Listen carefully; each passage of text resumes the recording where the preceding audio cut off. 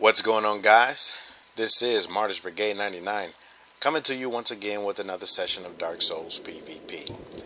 Alright, guys, we're back at it in the township, and this time around we're going to do a little strength build PvP.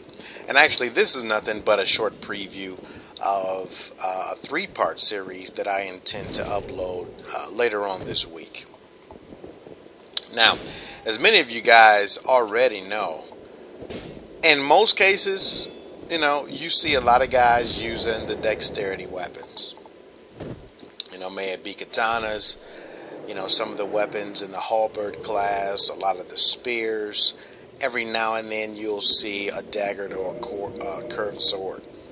But very rarely I'll say very rarely do I see a lot of guys using the strength weapons, especially on the PC. Right now, every now and then you'll see some guys on the console, or at least PS3, rocking the strength weapons, and that's mainly because they'll have the Darkwood Grain Ring equipped. But see, me, I don't need a Darkwood Grain Ring, or at least I'm trying to get to the point to where I don't need the Fazrul or Darkwood Grain Ring. So, it's basically my intent to showcase the usage of a lot of these weapons so as to spark a little more creativity with regard to PvP builds. Because as I've said in the past, like the vast majority of the time you see katanas. You might see some other weapons in the dexterity weapon class. But, I just don't see enough guys rocking the strength weapons. So that's basically what the three-part series will be dedicated to.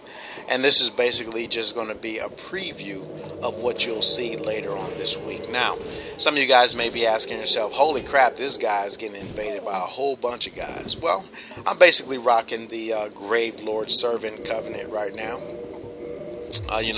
Every now and then... well, actually, I can't even say every now and then. For you guys that are familiar with the PC version and are heavy PvPers, you guys would know that, many times PvP can be really slow on the PC version for a number of reasons. I don't know if it's because of the servers. I don't know if, perhaps PvP participation is kind of low to slim. Even when I check out the streams, in most cases, you just see guys doing PvE walkthroughs, right? Or they're just doing some type of, PvE, may it be a soul level 1, go through, may it be a speed run. But, here in the brigade, we don't really care too much about PvE. Mainly because, I've had this game for so long, I'm just simply not interested. Right? And with regard to the Prepare to Die edition, I'm only interested, well, actually, I was only interested in PvE just for the new content, right? But now that I have the new content, I know what it has to offer. I have all of the weapons that the new content offers. There's really nothing that motivates me to be interested in PvE. That's the bottom line. Right, so this is my focus, PvP. And for you guys that are familiar with the channel, you guys probably already know that. Right. So yeah, this is my strength build, and actually this is Sir Martyrs von Steuben. Actually, I kind of gave him a name. I kind of like the whole, I like his whole hookup, I like the armor, I like the whole thing. So he's basically Sir Martyrs von Steuben. And as a matter of fact, anytime you catch me with, a helm or no helm, but I'm rocking the Chester's jacket, the one with the tie, and he's got that little rose on the right side of the lapel for the swag factor, that'll be Sir Martyrs, right? Sir Martyrs von Steuben. So yeah, and actually I think I probably should have caught him with that R2 blast, but for whatever reason he was able to escape it. But it's all good. I'd like to give a shout out to good old Tuki the Brazen. And actually, if you guys are familiar with my other channel, Martyrs Brigade, and actually it was just a channel that I had for a few weeks, and it was only because originally the purpose of it was to upload Prepare to Die content. But, I just basically got tired of it. I really didn't feel like trying to maintain two channels. So I had, I don't know, probably about 8 videos on it. And actually, in some of my original Coliseum vids, a lot of that material featured me versus good old Tukey the Brazen. Now, at that time, he was like, Brazen Coin 8616 or something like that. Right, so we're kind of back at it. Only this time, we're not in a Coliseum. So shout out to good old Tukey the Brazen / Brazen Coin. Alright, now he's actually done an awesome job at avoiding some of my R2 blasts. And I'm just basically trying to catch him up on him using my high-speed strength weapon. Alright, GG, kind of tightened me up right there. So we're back at it.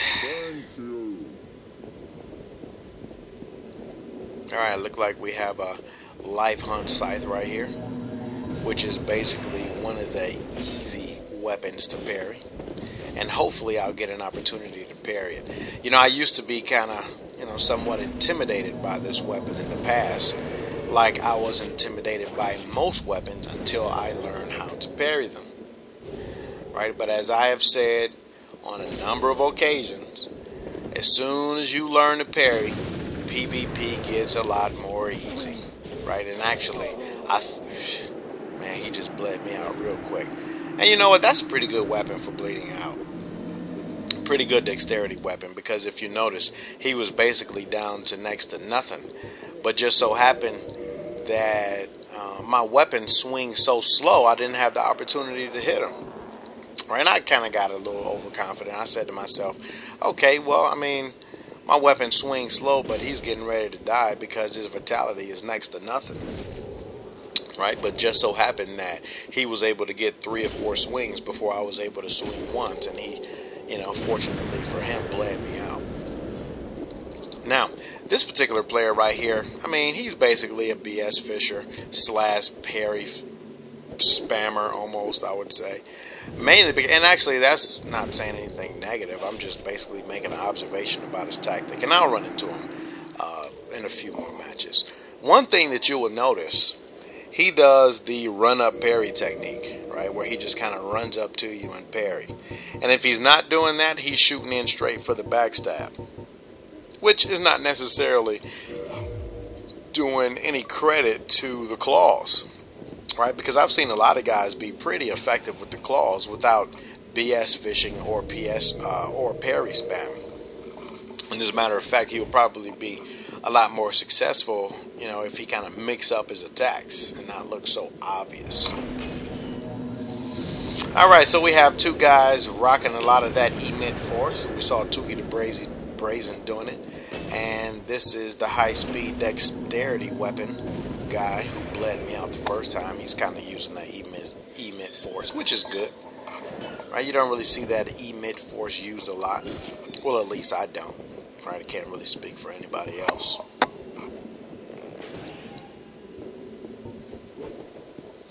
Alright, so let's see what he's got. I'm going to go ahead and tap him out with the good old mace here.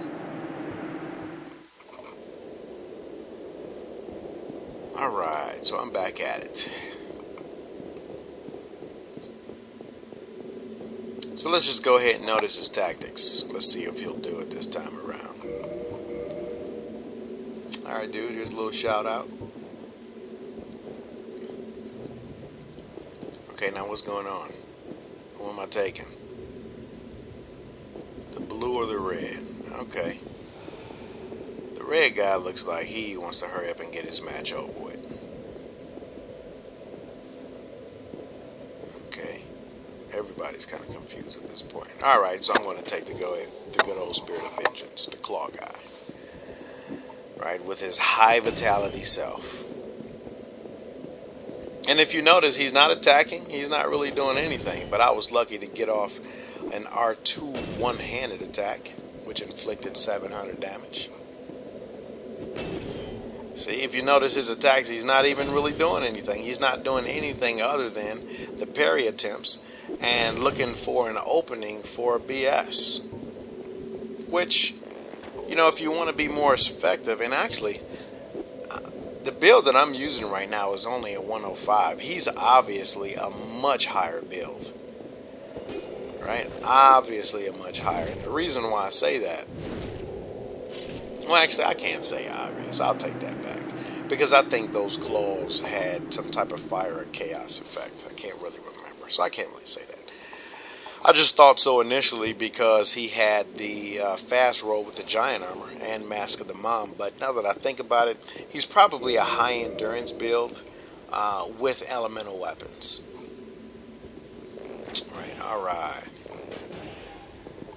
So I popped him off with the poison, and if you guys notice, I am using a bow and arrow with my strength build. And actually, I've had somebody ask, like, dude, what build are you using? How are you able to use the bow in addition to the strength weapons? But see, the thing is, I am not using the bow for damage infliction, basically.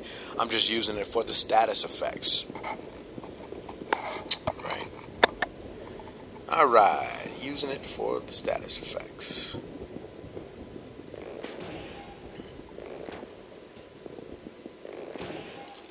Alright, so we're back at it. This person is really doing a good job at trying to bleed me out with this weapon. Right, but I have a handy dandy mace here.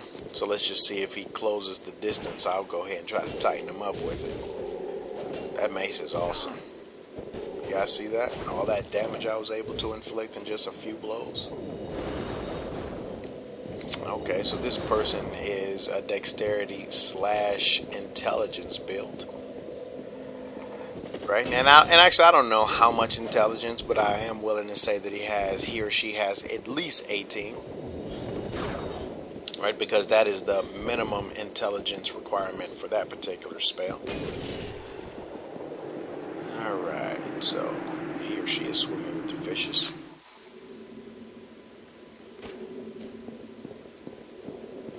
Alright, and we're back at it with good old Tukey the Brazen. And actually, he's really doing a good job with this Faith build. Right, because I don't know if you've noticed, but in some cases, he's using, and actually he's not doing it right now, but he'll definitely be doing it later on. He'll be using the regeneration miracle in addition to the Sanctus, which, after about a minute, you can regenerate somewhere around 400 to 500 vitality points, which is a good thing, right? Because if you notice, his tactic is kind of stick and move. He'll kind of attack and then he'll kind of draw back, which adds a few more seconds for his vitality to regenerate, which is good. Right, and actually I can't remember if he's doing it during this particular match, but you will catch him later on popping off with the regeneration and using the Sanctus. Alright, so let's try to get him with some poison. And actually I was surprised that I'm able to get that much damage, a 200, seeing that my dexterity is only 18. Right, because with regard to the strength build, other people have their variations. Me personally, I stopped at 18 only so that I would be able to use the Black Knight weapons.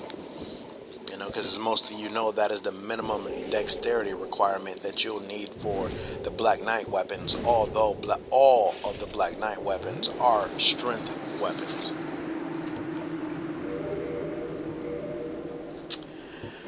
Alright.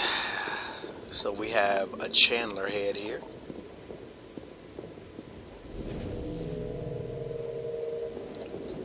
Let's see what the Chandler head has to offer.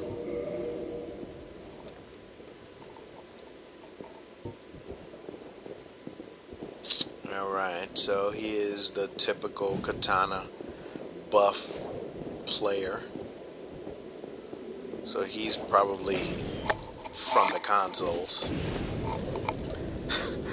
Right? Because you see these builds all the time. Same old 16 and 40 /30 faith build. Spamming the R1 because he has the power of the buff in addition to the bleed. And this is why, and see, this is another reason why, and I'm not talking about this particular player, but this is another reason why I figured that I would showcase the strength weapons, is because this is basically all you see, or all I see, right? Because I know I'll get somebody who will say, that's not true, I see strength weapons all the time. Well, guess what, dude? I don't. Right? I rarely see any pickaxes. Shout out to good old Barneasy. He kind of rocks the pickaxe.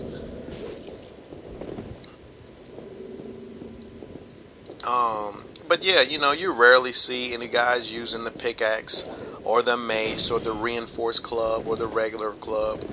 You might see a large club or great club, but none of these others. And actually, now that I have rendered some of these videos, you guys are going to notice something that I'm going to say that's not right later on in the vids. I'll be talking about the reinforced club, and I keep making the mistake of saying that it adds poison infliction, and actually it doesn't. It adds bleed. Alright, so I know some of you guys in the future who will give me comments saying you're wrong, you said this wrong. Listen, dude, I noticed it. But guess what? Those videos are like 25 minutes in length. Most of them. And it's a 3-part series. And guess what? After I notice a flaw or me saying something wrong, it's hard enough trying to do commentary to a long vid. And guess what? To the extent that I only have a few mistakes with regards to the things that I'm saying, I just really do not want to delete the commentary and start all over. Right? So, to the extent that you guys will be listening to those vids and watching them later on this week, I already know about the flaw. Right? So, just to let you know, the reinforced club adds bleed and not the poison effect. And actually, I use that as a secondary right-hand weapon a lot, either the reinforced club or the mace. Alright. So we're kind of rocking the Great Demon Machete, which is an awesome strength weapon. And actually, I think it's the strongest Ultra Greatsword. Right, so it's stronger than the Zweihander, stronger than the Greatsword, stronger than the Black Knight version of the Ultra Greatsword. The downside is that it weighs 18 units. Come on, dude, get off it. See, it's a hero everywhere you go. Everybody wants to be a hero. But he's not a hero anymore. Alright, so we're back at it with a buff user. Okay, so it looked like this guy's tactic is basically just the running R1 attack. Okay, so this guy is going to be easy to parry. Let's see if I can get a parry off. See, that's all he does. He's not mixing up his attacks. And this is why players like this are very easy to parry. Right? Because they're just doing the same tactics every time. Okay, so that's the first time he mixed it up. But for the most part, he just do that running R1 attack, which is basically a spinning swing attack. And because I knew he would do that, that's why I start trying to plummet him with that mace. Right? So let's see, can he do it again? And let me see, can I get a parry off? Come on, dude. We know what you're going to do. See what I tell you. Just so happened I was too much in front of him to be able to parry, but I knew it was coming, and that's why I was able to pop him off with that high-speed parry. All right, so we're back at it once again.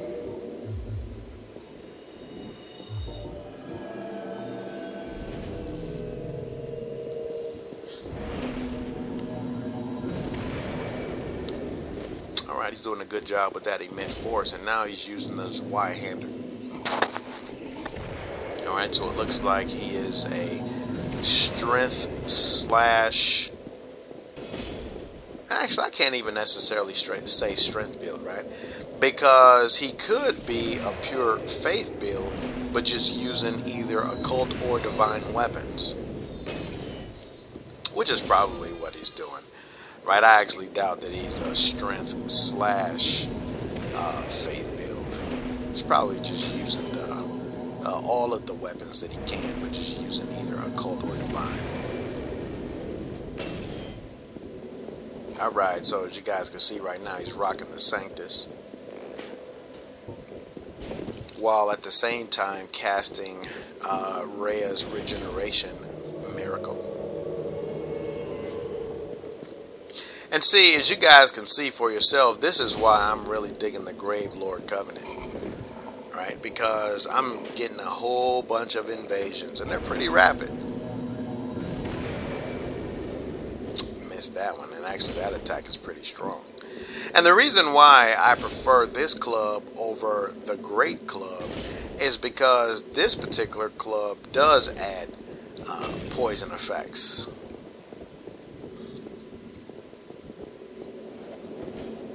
Come on, dude. Let me pop you off with the mace. Come on.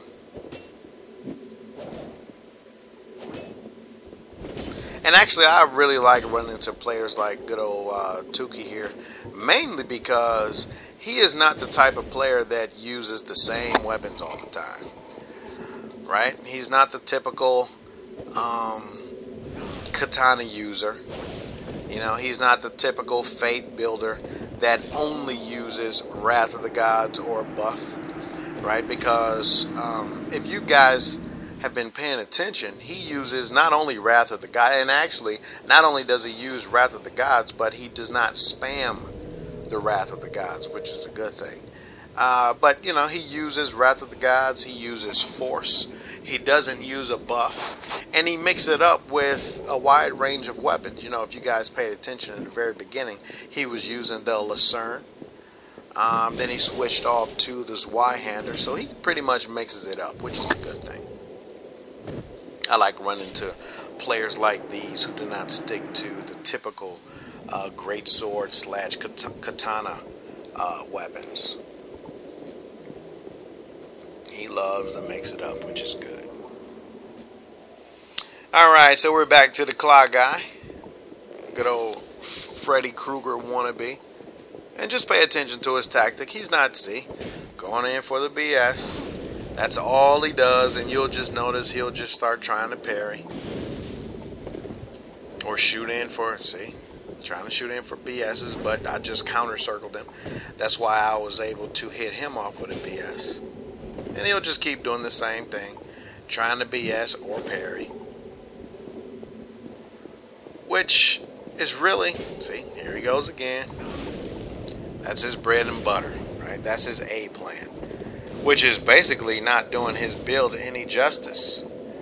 Right? He's not mixing up the attacks with the claws. He's not doing any okay. So he's finally starting doing some R1 attacking, but it's a little too late for him.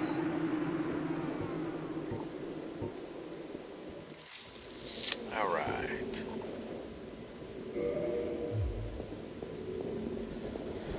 So we're back at it. And now I'm using the good old Man Serpent Greatsword.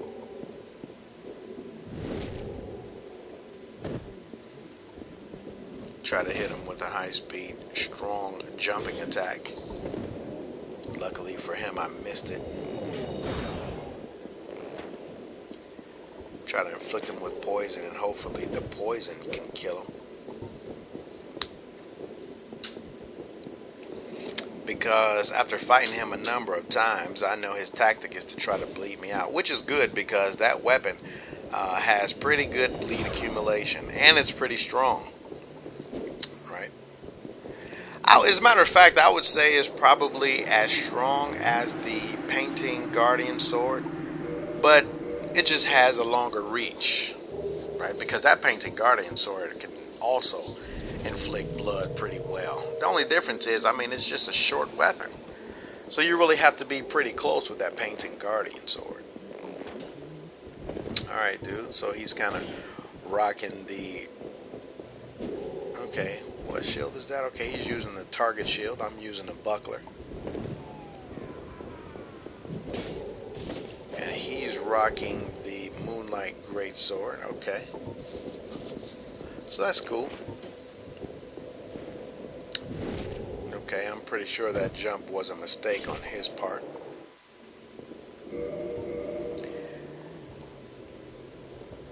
Alright. So we're back at it with the claw guy.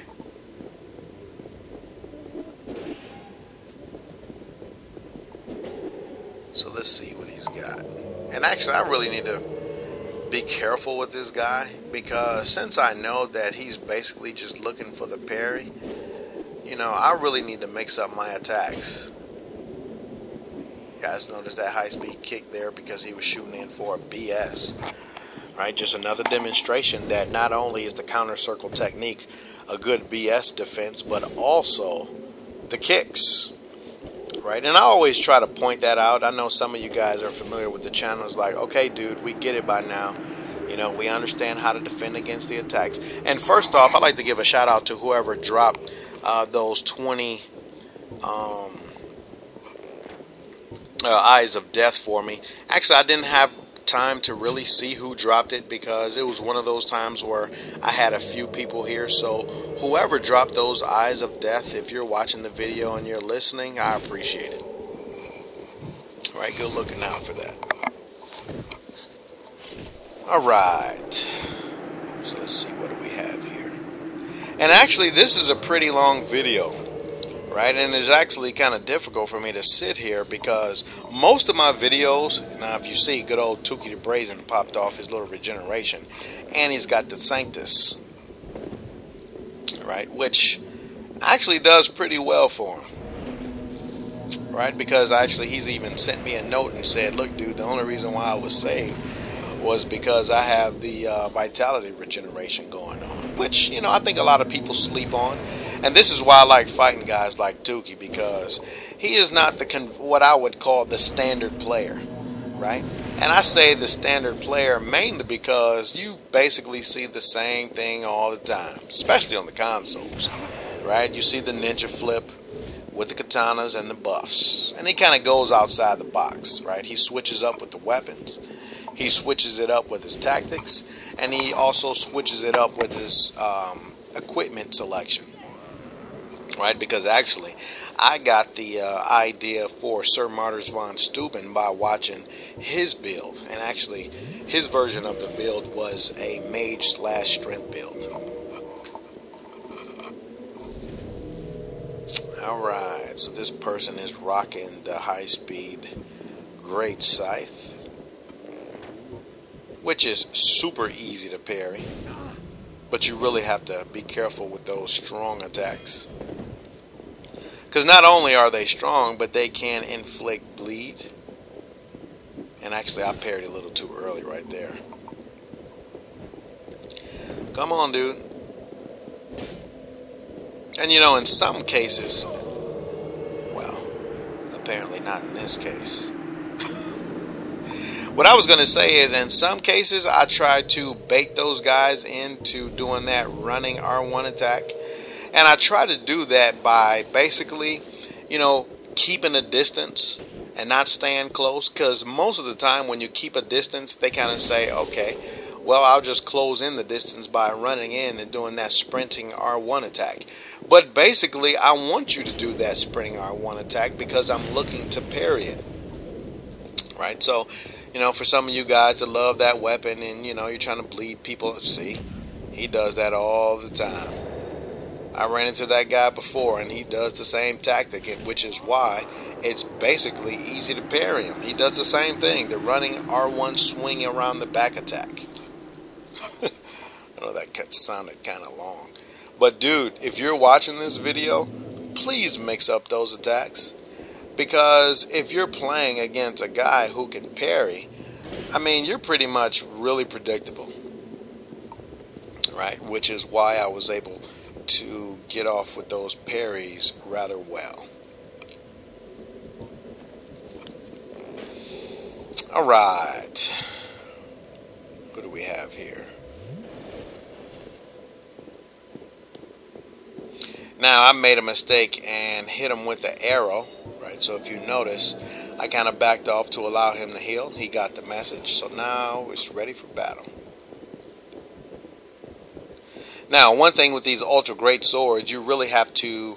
I know some of you guys like stun locking with these ultra great swords, which is why you use them. But you have to be careful with the ultra great swords, mainly because they're like super... Now see, why is this guy healing in the middle of a match? Alright guys. Okay, no problem.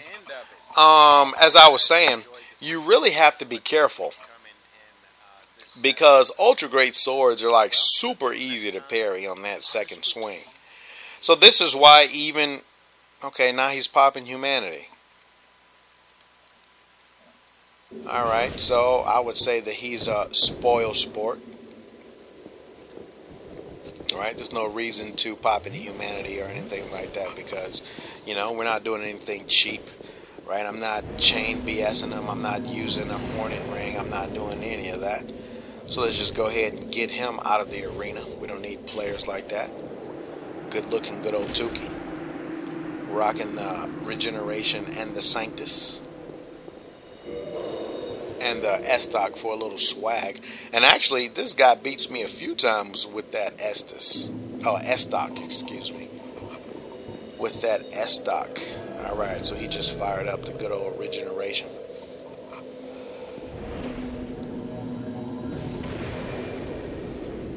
Alright. And actually, now that I think about it, I think Dark Souls Mind's Eye has a video where he's using the Sanctus with the Regeneration.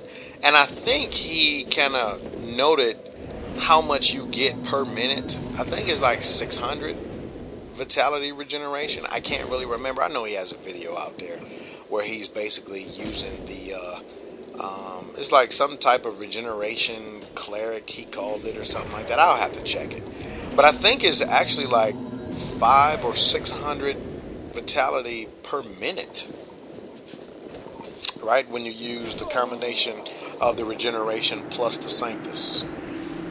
I'm not really sure. I don't know if it's every minute or every 2 minutes, but I do know it's like 600 vitality points that are regenerated.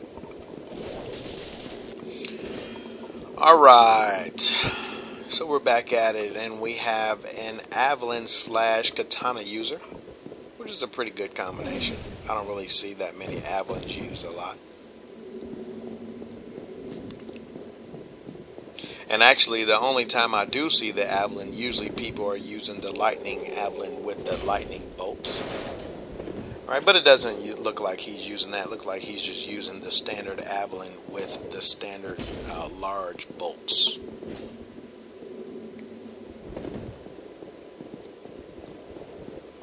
Alright. Come on, let's see. Can I get him with this Y-hander? And actually, this is kind of good practice for me. Right, because not only am I rocking the medium roll, but I almost never use ultra great swords. Right, so this is kind of a good thing for me with regard to doing this strength weapon feature showcase.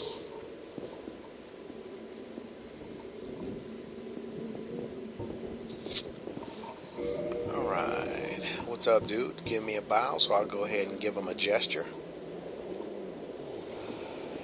And he's rocking, looks like the Balder shield, which is pretty good. It's pretty sturdy. It has good stats.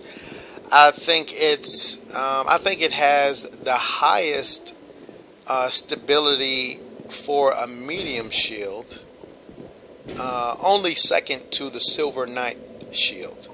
Right? I think with regard to stability, the Silver Knight shield has the most stability. And the Balder shield, I think, has the second highest with regard to medium shields.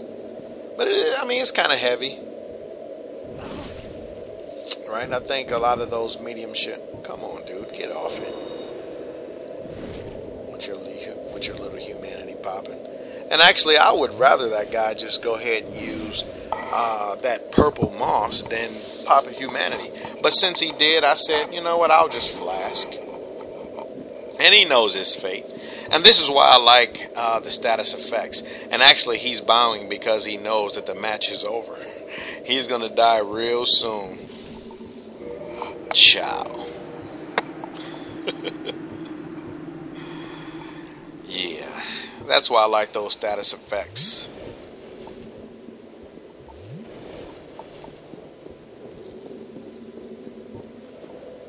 All right.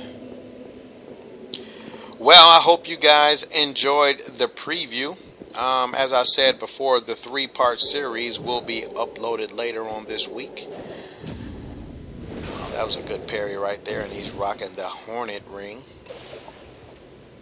So it looks like I'm in trouble for this match. And actually, one thing that is pretty good about them nerfing the Hornet ring, you really don't see it used a lot.